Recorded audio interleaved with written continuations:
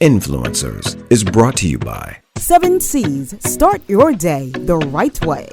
Soya Studios, located in the Flowers Plaza, Carmichael Road West. Carib Construction. Real-Time Sound Studios. And Global Transformation Media, transforming you from the inside out.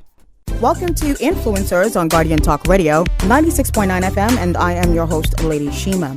And on this radio show, we take you into the world of leaders within Bahamian society and the global community to give you insight on how they use their influence to bring about positive change. We provide this platform for influencers to inspire our listeners with their personal stories on how they maneuver and strategize to still be impactful and influential, even in this new norm environment post-COVID-19. It is our hope that the stories and insight of the influencers we bring to you will inspire you to use the power of your influence to bring transformational change to your immediate environment, Bahamian society, and for some, even across international divides. And today we take you into the mind of a 21st century leader who believes that the time has come for the Bahamian electorate to remove the reins out of the hands of a two-party system which has dominated political governance and control since 1967 to this present day. She says that the time has come for a new generation of leaders. Indeed, she says, the time has come to break the stronghold of the FNM and the PLP. Today we welcome influencer Arinthia Komolafe, leader of the Democratic National Alliance, aka the DNA. Today we discuss for part one of a two-part series, the Bahamas under a DNA-led government. All this and more when we return here on Influencers on Guardian Talk Radio, 96.9 FM.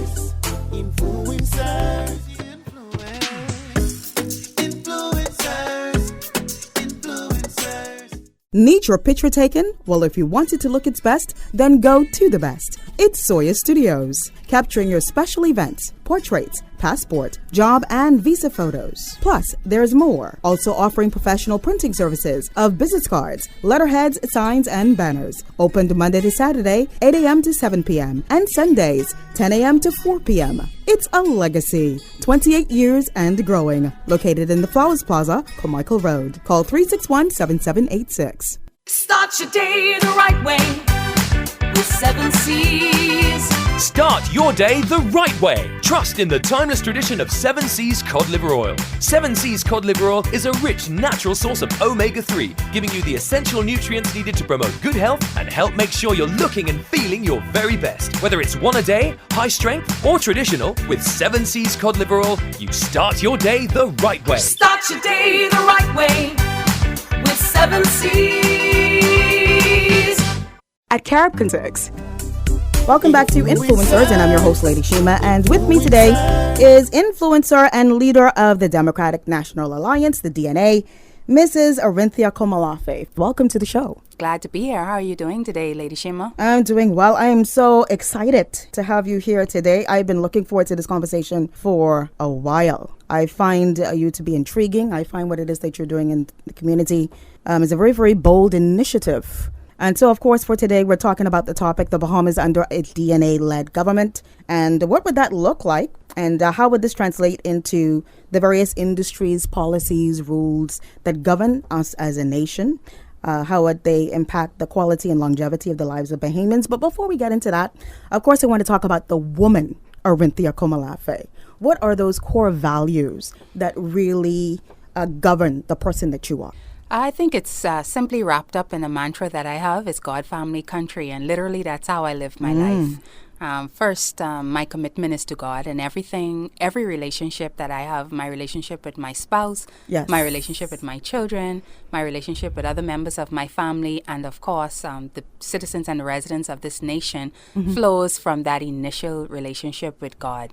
Everything that I do, I like to be spiritually led, and I believe even this journey now with the Democratic National Alliance and entering this world of politics is a spiritual journey, one that I would not have taken were it not for the guidance of the Lord and the Holy Spirit. And so for me, it's a simple mantra: God, family, country, and I hold those things near and dear to heart. Okay, God, family, and country. Let's talk a little bit about family, because we know that family, the founding unit of any society, the bedrock, actually. What is your philosophy on family? Family is the unit. I mean, family, it pretty much is that first entry when we enter life, that ecosystem that we find ourselves in, that environment, it shapes who we are, whether for good or for bad. The experiences that we have when we come up in the family unit, whether that was a broken family or whether that is what people would call, quote unquote, a wholesome family, that experience from birth, even into adulthood, shapes who we are. Of course. Yeah. Yes. Let's talk a little bit about a different kind of a family, and I'm talking about your political family.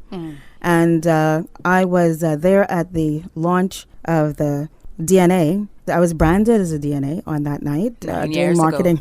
Yes, at the launch of 2011 during marketing services, but that's all right. And I remember the energy, the synergy in the room. There was only standing room because the Bahamian electorate now, by and large, they seem to be so excited about the possibility of this third party, another option. No more PLP, no more FNM. A new day has dawned in the Bahamas. That was the kind of feedback that I was getting in the room.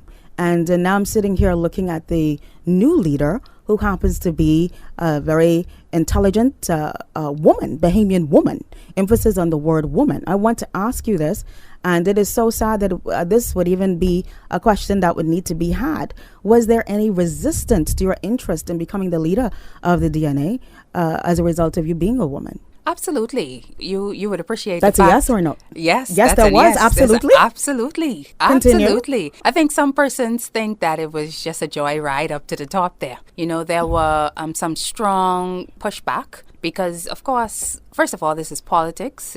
Persons are not accustomed to seeing a woman in the top spot in a political party in the Bahamas. We live in a very patriarchal society. It's male-dominated in politics.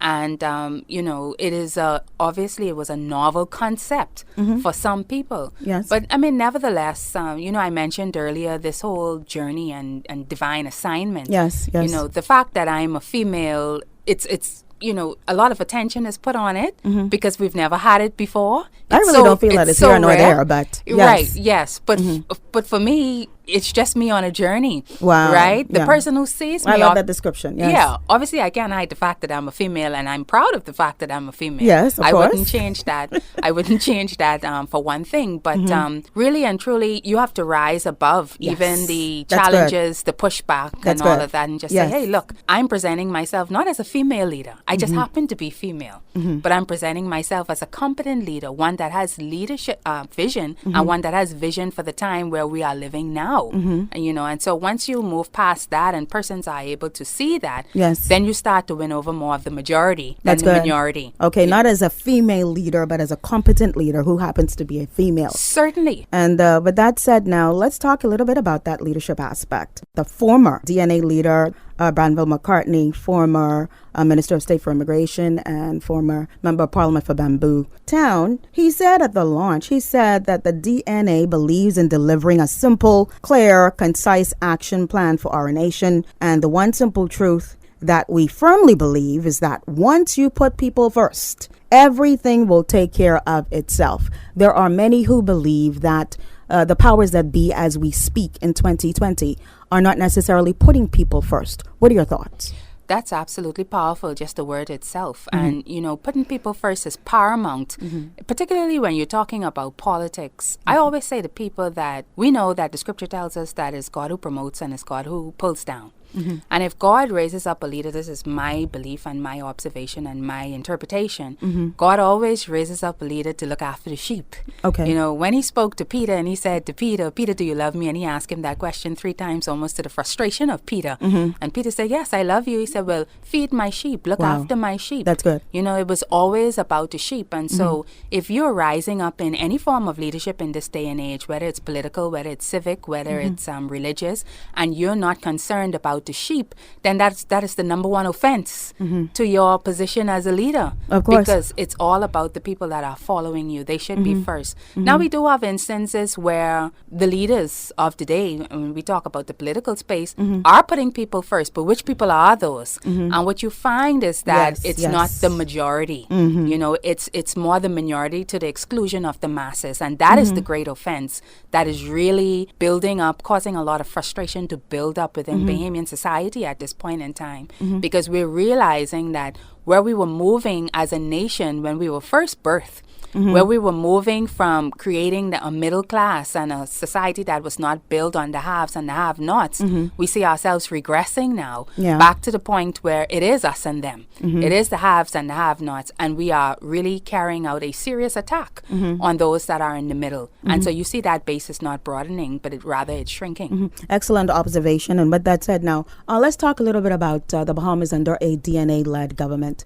And it sounds interesting just that, coming off of my tongue, just saying that. Listening to now what's going on with health. We're going to be talking about the various industries and ministries as it relates now to Bahamian political governance. We're going to start off with health simply because of what's going on now with the pandemic with COVID-19. The latest numbers as of this recording, 6,410 cases, new cases 42 here in New Providence, new cases 15 on Grand Bahama, new case 1 on Eleuthera.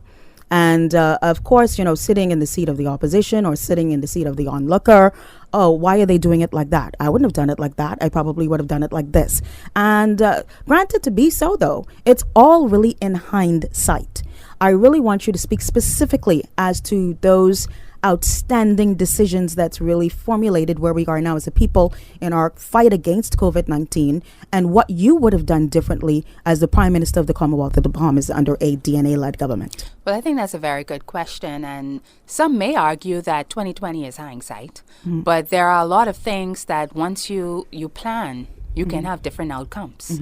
If we look at the nations around the world that actually planned, that actually had a strategy to attack this pandemic, you will see that their outcomes are a lot different from what we are experiencing here in the Bahamas. And I think when you're looking to be a great nation or you're looking to be the best that you can be, you're not going to look at the nations that are struggling. You're going to look at the nations that are succeeding. Yes. And so, in talking about what would an Arinthia Komolafe Prime Minister would have done different from where we are, first of all, I want to say that we were out the gate on this situation even before the government or the official opposition was out the gate. And I had put forward at least 2 national addresses speaking to the issues and getting us prepared because as I was monitoring the movements globally, I knew that the Bahamas was not too far behind. Of course, if you see what was transpiring in the United States of America, you know that old saying that says that when America sneezes, we catch a cold. And unfortunately, that was true in this particular instance. In so many instances. Exactly. And so in that regard, we talked about getting the necessary personal protective equipment for the frontliners. And you see that continued to be an issue for the most part. For quite a while, yes. Yeah, during this pandemic. We spoke about building the hospital up to capacity, getting the hospital up to capacity because if you were looking globally in so-called advanced economies and developed nations, they were already talking about the fact, you can see what was going on in Italy. They were already talking about the fact that their very advanced healthcare systems were already crumbling under the pressure.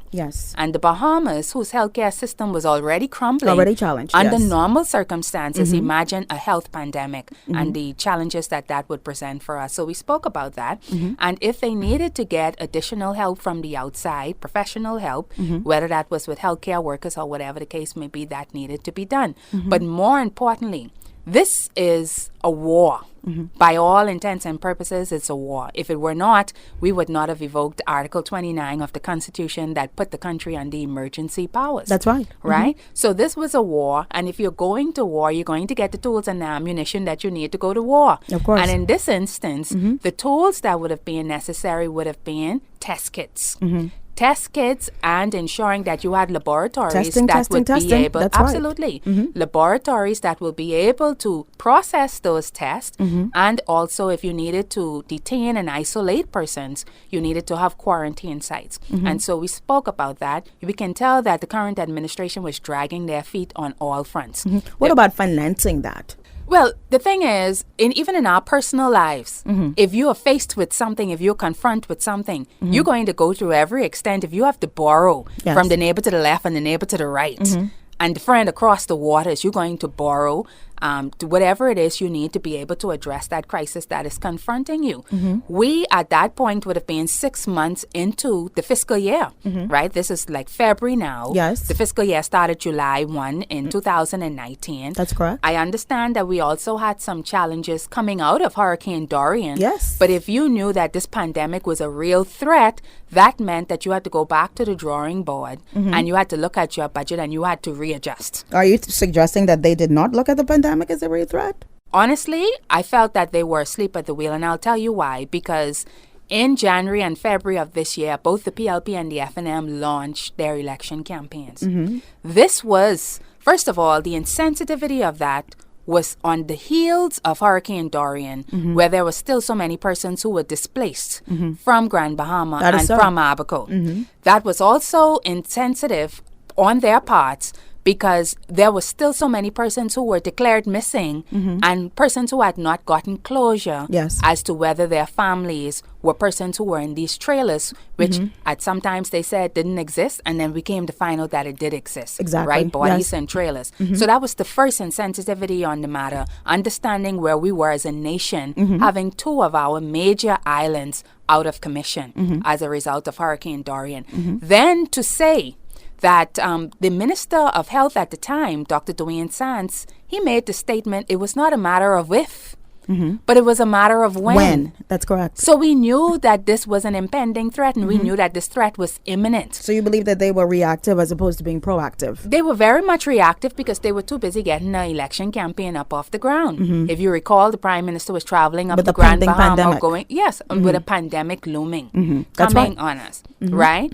And spending funds for an election campaign as opposed to getting the preparations ready and ensuring that those who would be on the front line would be first protected. Now, when you say spending funds on an election campaign, give me specifics, because, you know, sometimes we say these things and they were spending on what exactly as it relates to election 2022 for the FNM. Okay, so they call a town hall meeting a town hall meeting. When it wasn't, in fact, a town hall meeting, right? Everybody can see that it was a rally. It was held at a public venue, right? Okay. It was held at Edmund Moxie Center on the outside. And if you recall, statements had to come out from various political parties, and we questioned as well, who funded this? Who funded this campaign? Where did these funds come from? Because it's being held at a public, a place that comes under Parks and Beaches, which is an authority under the proviso of the government. We wanted to know who was funding this. But if you also recall, there were flyers that were coming out talking about FNM meetings, but it had the coat of arms on it. Well, you have to separate your party politics. One's national and then one from is your party government. Politics, Yes. And so there were all sorts of mixed messages. There was confusion. And so, of course, the question would be, who is funding this? Okay. But in any event, it served as a distraction to the issues that were already here on the ground in the Bahamas, which was the issue of Hurricane Dorian, of course, and the issue that was on its way. Okay, we're talking about health right now. So let's go now into NHI, the National Health Insurance. I had a very interesting conversation with Gladys Anna Martin, the MP for the PLP MP for Angliston, and she was talking about the NHI that is supposed to be this safety net for Bahamians to be able to go and receive quality health care. But she seriously challenged that and saying that it is not what they say it is, and that we have Bahamians who are not able to go and get a test, Bahamians who are not able to go and get a scan under this NHI system as it exists. What are your thoughts as it relates to a national health safety net for Bahamians? There should be one. And we have said on multiple occasions that we believe in universal health coverage. It's a fundamental right for the citizens of this nation and the residents of this nation to have access to affordable and sustainable health care. Okay. And it should be accessible. Yes. When we talk about NHI and the legislation that was put in place by the previous Progressive Liberal Party administration, the challenge with NHI and the implementation at that point in time, and even now as we speak, was exactly, it's exactly now being realized and actualized under this pandemic. Yes, it's coming to the fore. Where we spoke about the fact that you could not have true national health insurance with all of the deficiencies that you have in the system, the structural deficiencies that you have inside the system, a hospital that cannot accommodate and give up to adequate secondary level care and tertiary level care, medical attention. So right now, all of us have access to primary care. We can go to our own community clinics and we can get a medical. We could even get a physical. That is true. Right? But let's just say we had to do some diagnostic testing. Exactly. Right? All of that is not included at the primary care level. That might come more now at secondary care. And you can't get that everywhere. You can only go to some clinics and get that.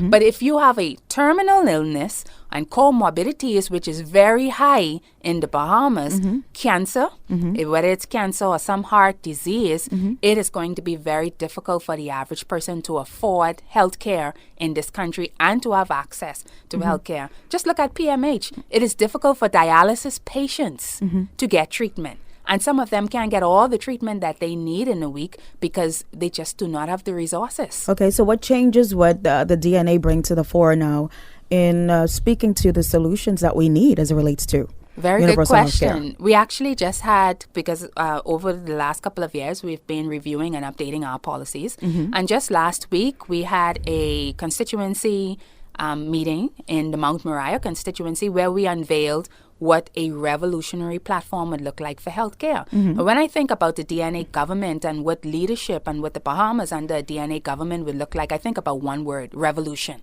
Oh, wow. Right? We're transforming the way we do things in this country, revolutionizing the way that we do things in this country. And we spoke about a very comprehensive healthcare system. First of all, you have to get the infrastructure correct. That's building, that's professionals, and everything else that flows from there. Okay. Right? And even governance, the governance of the healthcare system, because we have too many bodies now. We have an authority that deals with the public health authority that deals with hospitals. Then we have the Department of Health that deals with clinics. And then we have the NHI authority that is supposed to be. So you would put all of that under one umbrella? We would put that under one umbrella called the Bahamas Health Service. And each umbrella would function with departments and units underneath it, including the National Drug Prescription Program is also a part. And then you have laboratories that will also come underneath there. But in terms of talking about being able to access primary, secondary, and tertiary level healthcare services. That's correct. That will be across the archipelago where everybody would have access to primary care, right? So you would have well-equipped clinics on every island. But there will be regional hospitals where you would be able to get at the minimum secondary level, but then third level. And we propose that those three regional hospitals will be one on the island of New Providence that will service the central Bahamas, one on the island of Grand Bahama that will service the northern Bahamas, which is Grand Bahama, Abaco, Bimini, Berry Islands, Andros, and those, and then one on the island of Exuma, which will service the southern portion of the archipelago. Let's talk a little bit now about education. Of course, there was a lot of challenge with students being able to get their hands on devices, laptops, computers. I wouldn't really say phones, but even phones for those persons who would have to use phones. What would have happened differently if you were at the helm as it relates to education post-COVID-19, more so with the government school setting? In the multitude of recommendations that we put forward to the government, we did have a specific section just dealing with education. And this was at the beginning of the pandemic, and this was even when we were getting ready to open school for fall semester 2020. And one of the things I'll deal with, we spoke about at that point, understanding that the system was antiquated and not prepared for virtual learning. We said to the government at the time in February, in February. This is since February? Wow. Yes, since February. February and March we've been speaking, and even before the lockdown came, before the emergency orders were activated. And we had said through our Young Democrats Alliance that we don't need to reinvent the wheel. There's Google Classroom. My children who are in private school were using Google Classroom infused into their education already. Google Classroom was made for situations like this. It was before its time. And so we recommended that they just create accounts for all of these children across the public sector, approximately 50,000 children perhaps, and just use Google Classrooms and have the teacher to be able to give instruction via those means. However, we also understood the fact that internet access was an issue. And so we spoke about the partnerships that needed to be had with the local internet service providers in the country to be able to provide hotspot areas or cards that persons can use on their devices to be able to access the internet. Directly? Yes, using the cards. directly. Okay. And now, further down the line, getting ready for the fall semester of this year, we added even more recommendations, and I'm just going to go through the key ones. We added more recommendations in preparation for the new school year. And we said, where there was a hot spot, where there was the hot spot for COVID and the rise in cases, which was at that time New Providence and Grand Bahama and Bimini, who had changed times as the epicenter throughout the period, that there should be only virtual instruction. And it should there be virtual instruction, that the government should invest a couple of $1 million, the calculations we did, that if they went directly to manufacturers in the United States, whether it was HP or whether it was whomever, Samsung, whatever the case may be, and say, look, we need X amount. We said 75,000 devices because there are 75,000 children in the school system, 50 in the public and 25 in the private. That's correct. But you know the amount in the public increased in the aftermath of the pandemic because of the economic crisis. Yes. So we said, procure still 75,000 so that teachers, administrators, and students would have access to devices, and again put forward this recommendation to work with these service internet providers and to put hotspot areas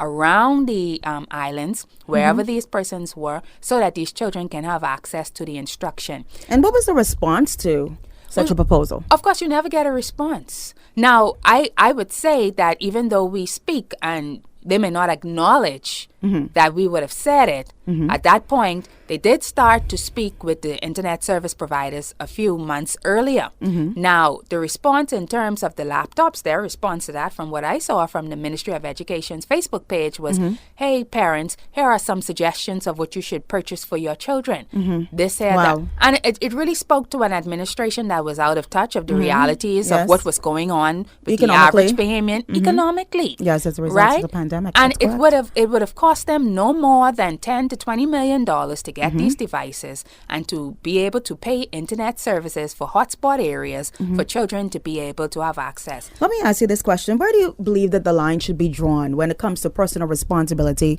and national obligation? Because here it is now, you're suggesting that, okay, the government takes on the responsibility of providing all of these devices for almost 100,000 students.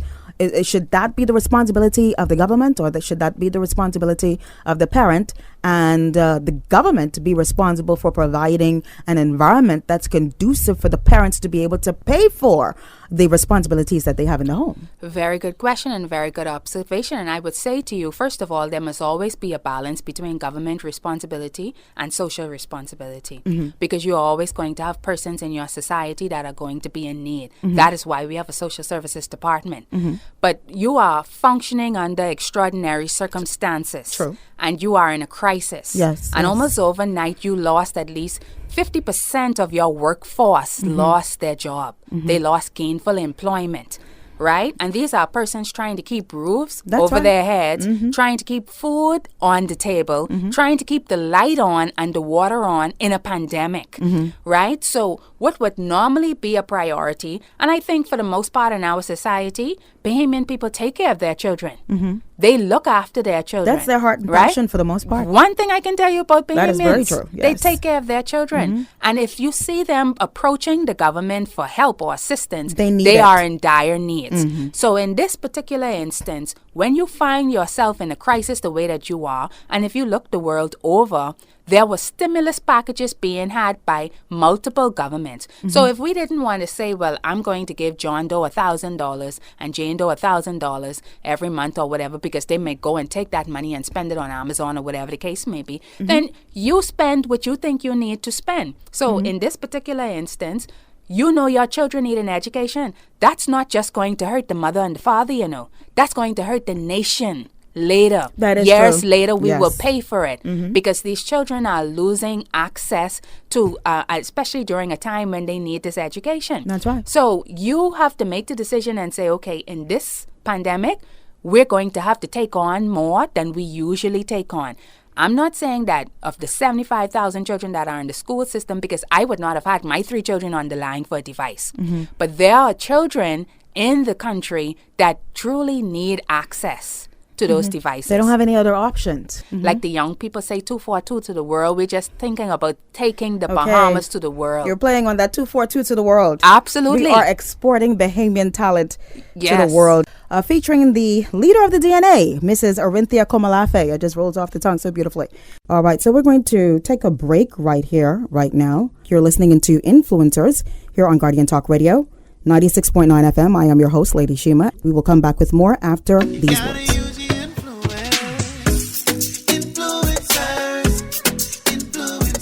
Need your picture taken? Well, if you want it to look its best, then go to the best. It's Soya Studios, capturing your special events, portraits, passport, job, and visa photos. Plus, there's more. Also offering professional printing services of business cards, letterheads, signs, and banners. Opened Monday to Saturday, 8 a.m. to 7 p.m. and Sundays, 10 a.m. to 4 p.m. It's a legacy. 28 years and growing. Located in the Flowers Plaza, Carmichael Road. Call 361-7786. Start your day the right way with 7 C's. Start your day the right way. Trust in the timeless tradition of 7 Seas cod liver oil. 7 Seas cod liver oil is a rich, natural source of omega-3, giving you the essential nutrients needed to promote good health and help make sure you're looking and feeling your very best. Whether it's one a day, high strength, or traditional, with 7 Seas cod liver oil, you start your day the right way. Start your day the right way with 7 C's.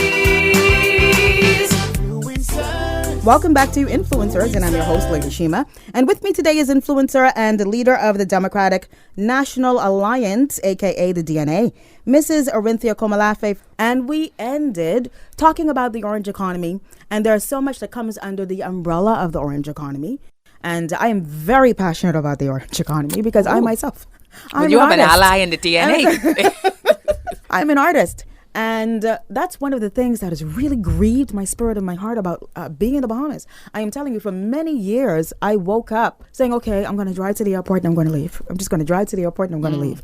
And the reason for that was simply because I felt as though I was trapped. Like, I just can't really be Shema in this country because there are just so many limitations and you're always having to climb up the rough side of the mountain, right?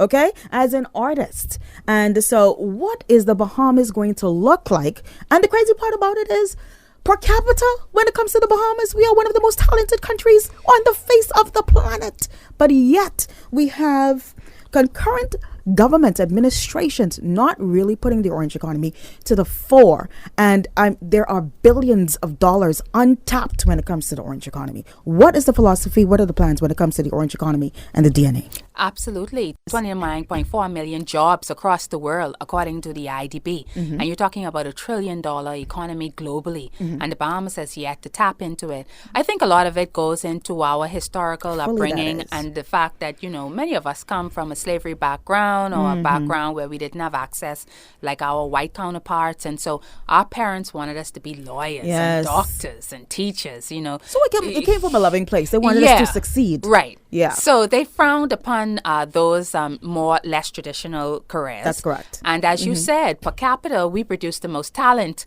in the world. I'm telling you. Imagine if we had a very structured and organized investment into that talent, what we could be producing to the world in music, in sports, and arts, and whatever the case may be. And so the orange economy is a major part of the DNA's platform for diversification of the Bahamian economy. I'm not one of those individuals who believe that we need to put tourism down and we need to put financial services down. I think we need to diversify tourism. And when we talked about that healthcare system, one of the things we talk about is medical tourism. When we talk about sports, and you see the education system feeding into a sports program for local consumption, but also for export, like the Buddy Hields of the world and the Jonquil Jones and the Shaunays and the Stephen Gardners and all of that. So tourism has a lot more that we have to explore there and expand so there. much more. That's but correct. the orange economy that is going to be the game changer for the Bahamas, and the way that we have it structured, even in the platform that we've laid out in the DNA, because you're talking about exploring and exploiting all of the talent that we have in the arts, the visual arts, the performing arts, persons who are dancing, persons who are singing, persons who are producing film and plays and poems and all of these different things, and handicraft and artwork, all of this. All of that is going to be concentrated, and that is why you see the arts program in the school system, because that is supposed to be the feeder into the orange economy. And That's so good. when we talk about, and there's so many spin-off jobs from there. Of course, yes. Right? In addition to those professionals in the orange economy like yourself, you also you got to get yourself all done up. So you need your makeup artists. Yes. The guys need the barbers. You need models who can take Of course. pictures and display fashion design work and stuff like that. That's so much. And so the orange economy is intended to be a major pillar in the DNA platform, and we're looking at growing that economy to contributing at least 10% to gross domestic product within a 10-year period. Now, with that said, what about the future of education in the Bahamas under a DNA-led government? What are your thoughts? What are your ideas? What are your plans in really equipping our young people to be the great future leaders of tomorrow? Revolution. When you hear a lot of the employers today speak, they say we can employ Bahamian students, Bahamian children, Bahamians. I hear it often. Because they don't have the skill set and they're not ready and they don't have the experience. And it's funny, I was reading a political biography the other day, a local Bahamian political biography, and it was the same stories being complained back then. We can't hire Bahamians because it's sad that we are there, some 4 or 5 decades later. But I would tell you this, the DNA's platform on education, I believe education is very, very passionate for me because education got me out, right? I saw in my own family line where my grandmother, who was a maid, and my grandfather and those who were taxi drivers, I saw my grandmother move to my mother and my father, who went into banking and a public service job, and then I was able to go to England to become an attorney and to come back home, all while going to public school for 12 years. That is what the public school system gave to me. That's right. And I'm this glad is what that they've you said delivered. that. Yes. Right? So I know the power of education and what education does. And even through the public school sector. Exactly. Yes. It takes you from one class, if you are interested and focused, it can take you from one class to the next class. What we must do is build a society, though, that does not leave any child behind. Now, I'm a very academic child, but if my parents gave me the latitude, I probably would have taken the sports route. Oh, really? I would have if they gave me the latitude, but they didn't give me the latitude. Oh, that's an interesting Or the insight. arts route, right? So we frown. A lot of parents in Bahamian society still frown on those things. A child dreaming about being a professional athlete or being a professional We're going to artist. talk about that in a little bit. Yes. Yes. So the education system that we speak about, I like to narrow it into an acronym called ACTS. We must ensure that every child that passes through the Bahamian education system can see themselves in the system. So ACTS, we have 4 A's. We have academics, athletics, arts, and agriculture, which we've been lying for years, saying that our children do not want to farm and Bahamians do not want to farm. But not true. We didn't expose them. We didn't give them the opportunity. That's right. Then we have 2 C's, which deals with character, because character building is very important. We have to build a society where we have integral and morally upright citizens. That's correct. And then chess, we found that studies show that children who learn chess do better in math and science grades, and they're better with problem solving because chess is a game of strategy. And then we have 2 T's, which is technology, infusing technology into the system. So we have a blended learning system. And we also speak about, so you have technology and you have technical training. And this is a part that I'm most crucial, very, very excited about, because growing up, there were some children who had access to technical training from grade 10 through 12 who were in the BEC program or, who were in the Ministry of Works program or maybe the police cadets or something like that. Yes. But all the time that children spend inside the classroom dealing with that skill set issue, We say that children from grade 10 through 12 should spend half the time in the classroom and the other portion on the job, getting a skill. Yes. So that by the time as they leave high school, they have a skill. So you're Tertiary level providing them with a education. foundation where they have options. You must have options. So if you want to be a pro athlete, you go to, Yes. everybody will do the core. Everybody will leave the system knowing how to need read, the write, core. and count. Right? That is That's the absolutely foundation. necessary. Exactly. Exactly. But if you want to go the academic route, or if you want to go the athletic route, or if you want to go the farming route, if you want to be an artist, whether that's in performing arts, visual arts, whatever the case may be, You can do that. That opportunity is going to be there for you in the Bahamian education system. It is absolutely important. Yeah, that's very good. And the orange economy, too, in a way, lends itself as cousin to dealing with our natural resources. You know, there's been talk of a Reaganite and dealing with our salt ponds, and I can go on and on and on with the wonderful treasures that we have as it relates to natural resources. But there's always been talk. How is the DNA? What are the DNA plans to really tap into what's been so untapped for so many years as it relates to really integrating that into our overall GDP? Well, the good thing is that the lies that we've been sold over the years are now being exposed. That, first of all, we didn't have any natural resources, and that our natural resource was sun, sand, and sea. And, of course, our people, which, in fact, they are resources, but they're not all the resources that we have.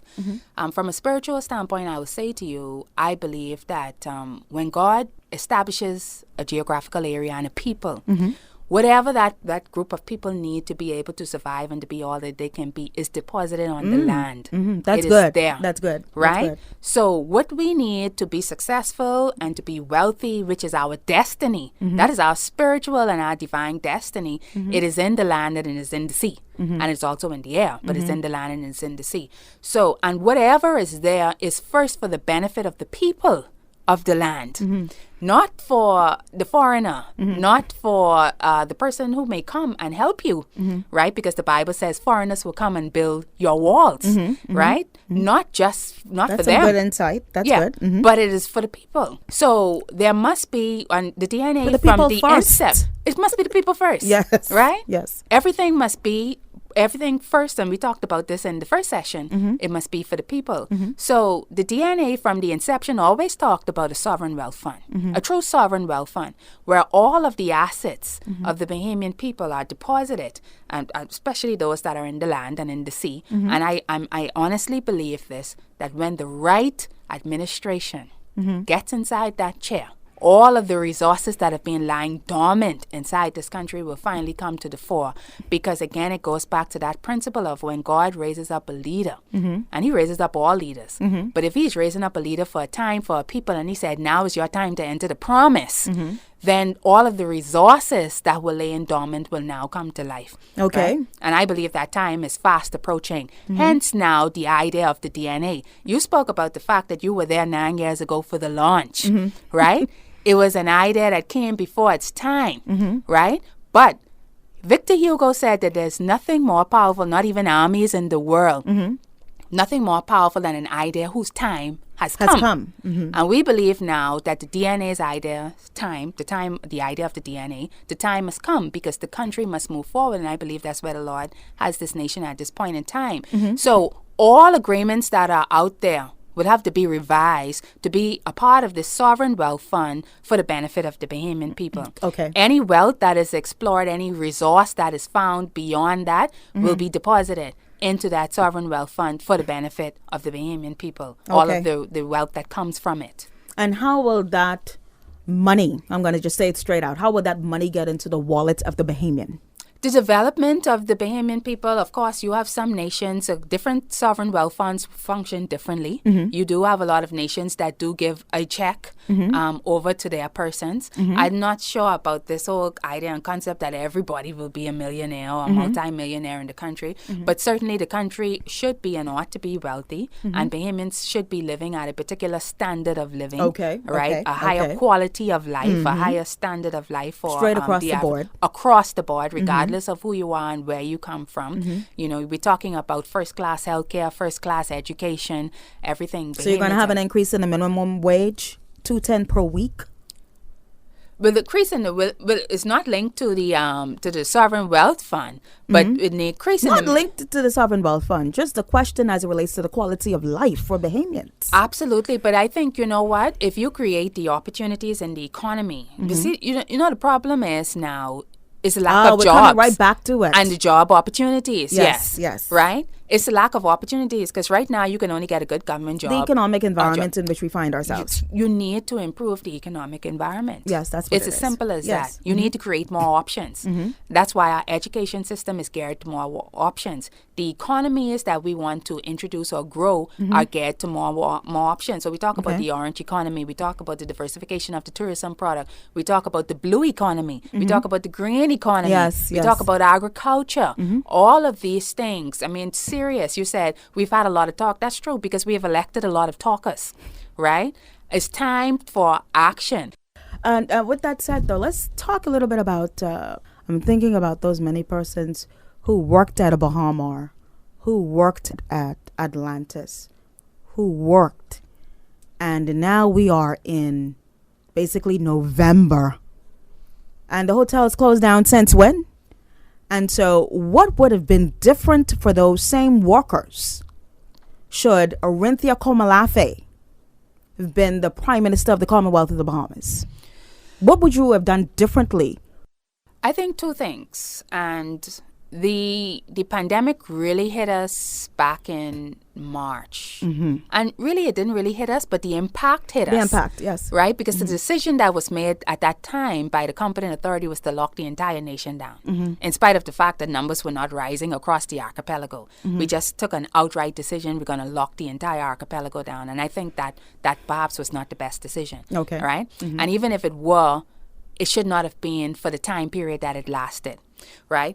The first thing, on two things I talked about. The first thing is you need an adequate stimulus package. I talked about the fact that in 2018, just 1 year after this administration came to office, they increased value-added tax by 12%, and we advised against that strongly, simply because we knew that the economy was still weak. You know, you were just getting ready to bring Bahamas on stream. It would be difficult to extract all of that out But of all the of that payment. going on. And it was going to send the cost of living up overnight, and it did. But it did. And a lot of businesses suffered as a result of it. And as a result, jobs were lost, right? So we advised against that. But this government spent the last 2-3 years putting us on an aggressive track to bring the deficit down, understanding that the economy was not its best. So now you find yourself coming out of two crises. You had the crisis of Hurricane Dorian, and now you have the crisis of the pandemic. I'm not saying that you just throw everything, caution out of the window and just spend like a drunken sailor.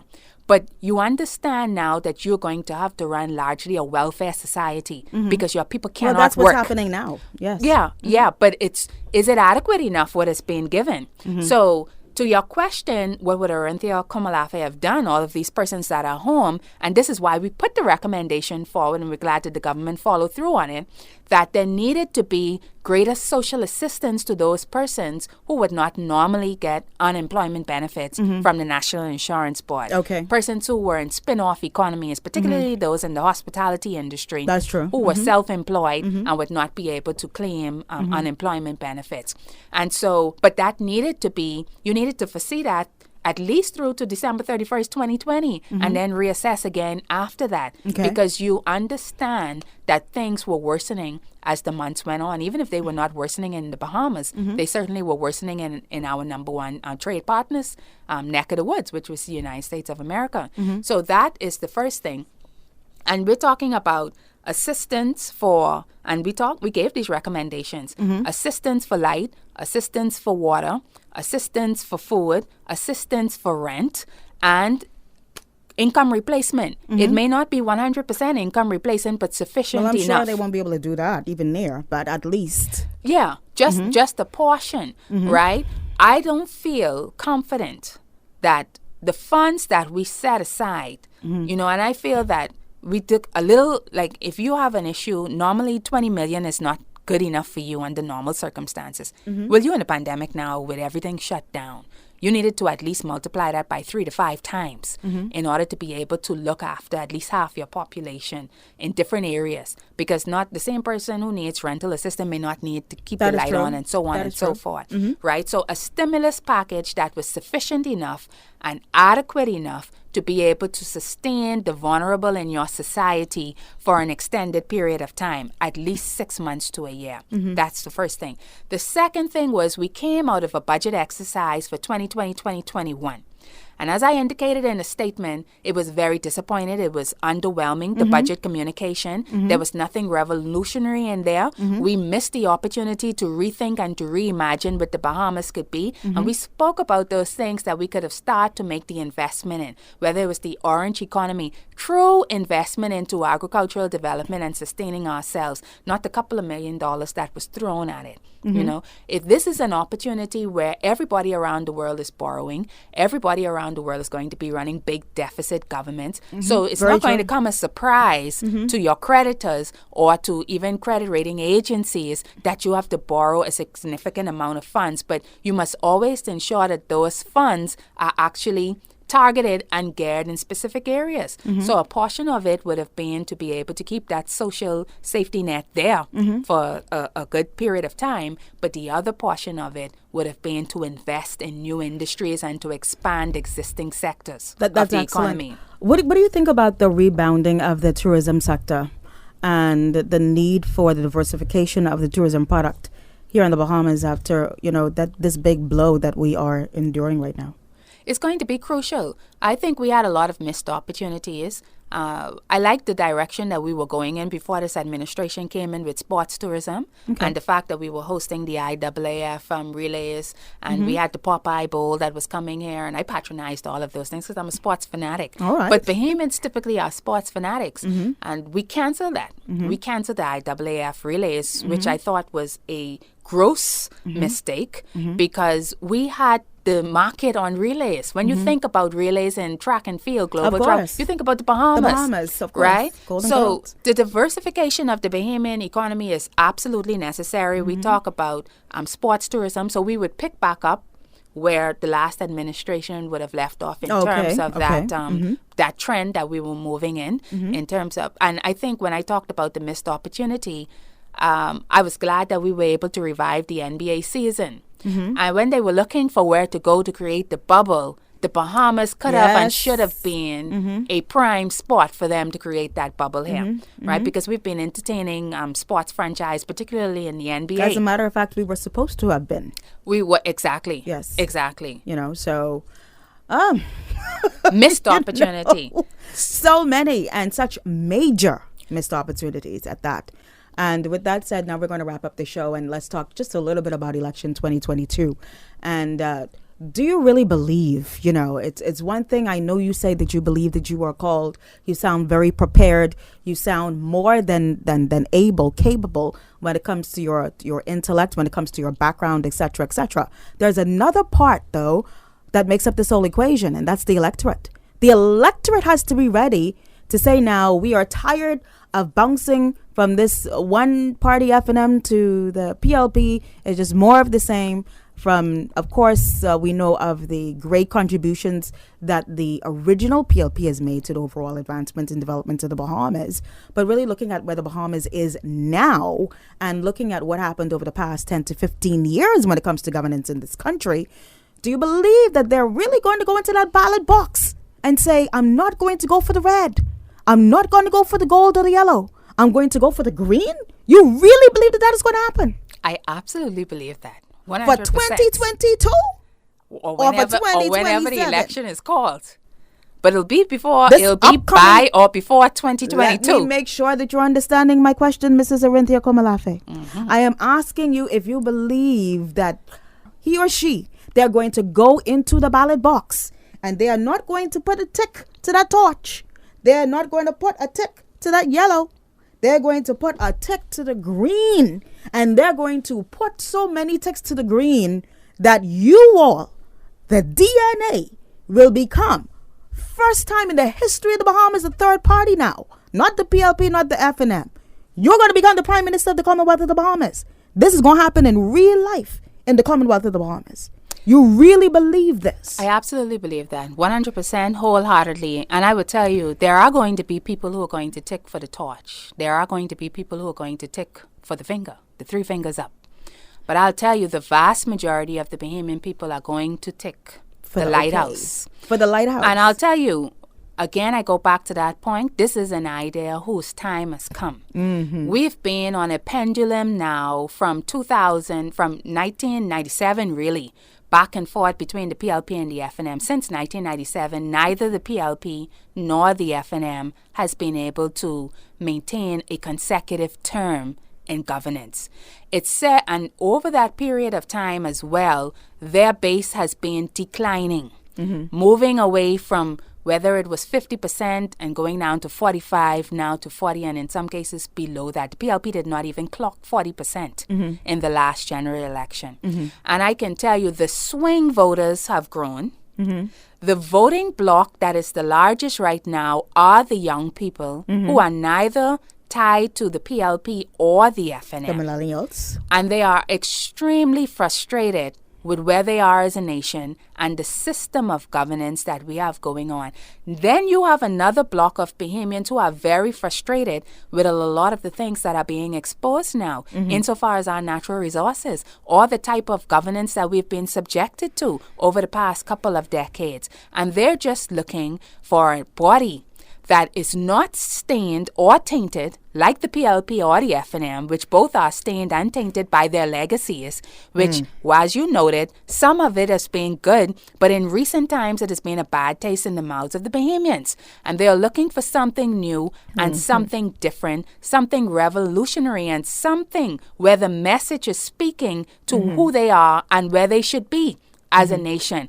You can't have the PLP and the FNM come because it will just be lip service. They do not have the moral authority to speak about this new Bahamas that we speak about, because they have each had sufficient amount of time to be able to take us to where it is that we need to be. And I can tell you that as we are on the ground, the traction that we are getting, particularly among the young people who, as I said, are not swayed by either red or yellow, and they're not voting the way their parents tell them to vote. They frustrated. You know what they say? This ain't it.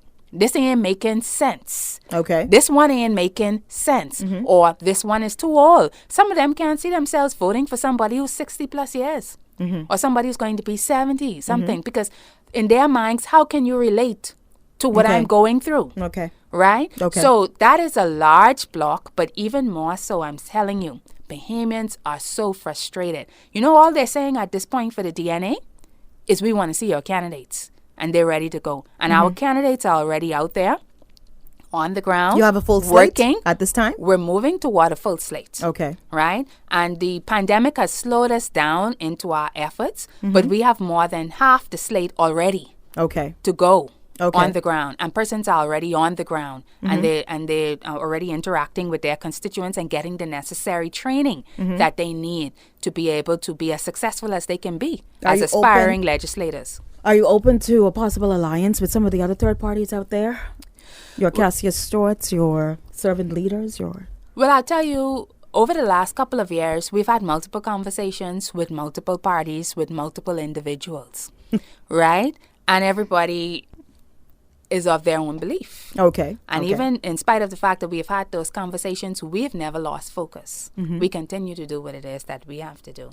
And the DNA is coming from a place of strength, because we, by many intents and by many accounts, and for all intents and purposes, are perhaps the most successful third party that the country has seen in terms of being able to be branded as one of the major political parties alongside the PLP and the FNM. When people talk about political parties, they say PLP, FNM, and DNA. Yeah, that is and true. so that goes to the strength of the work that has been done by persons before.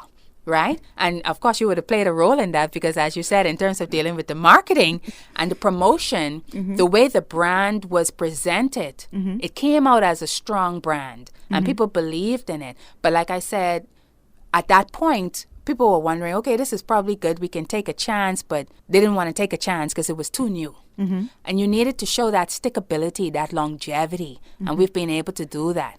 right? And we're going into our third general election. Our founding leader stepped down from politics coming out of the 2017 general elections, and persons thought that would be it.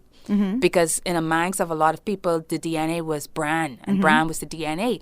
But what the persons who were in that party showed was that this idea was bigger than any one or two or three individuals. Okay. But this idea was about saving a nation and taking us to where it was that we needed to be. Okay, so the idea of the DNA is about more than just one person, more than just about a Granville McCartney, but it's about saving a nation. You heard it here on Influencers by the lady herself, the leader of the Democratic National Alliance, Mrs. Arinthia Komolafe. Thank you for a very provocative and insightful conversation. Thank you for the invite. You're so very welcome. That's going to be all here on Influencers. Until next time, blessings. Influencers was brought to you by 7 C's. Start your day the right way.